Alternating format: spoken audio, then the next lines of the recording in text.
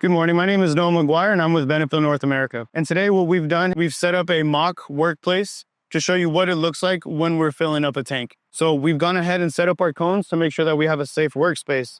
Once we make sure that our workspace is safe, we go ahead and make sure that all of our valves are closed on our foaming gun and our pump. Once we've done that, then we go ahead and turn on our compressor. Once our compressor's on, then we go ahead and check our pump. Once we make sure that we don't have any leaks or any blockages in the pump, we go ahead and send the air pressure to our foaming gun. We go ahead and pressurize the foaming gun. Once the foaming gun is pressurized, we make sure before we start pumping that all of our cam locks are locked in place and all of our valves are closed until we're ready to pump. Once we make sure that we're ready to pump, I'll go ahead and communicate with David to open the ball valve on the bottom there. That'll allow the foam to flow from the gun to the pipe itself. So then I'll go ahead and open the valves over here. And each of these gauges represent an air pressure or one of the components that we use to make the foam.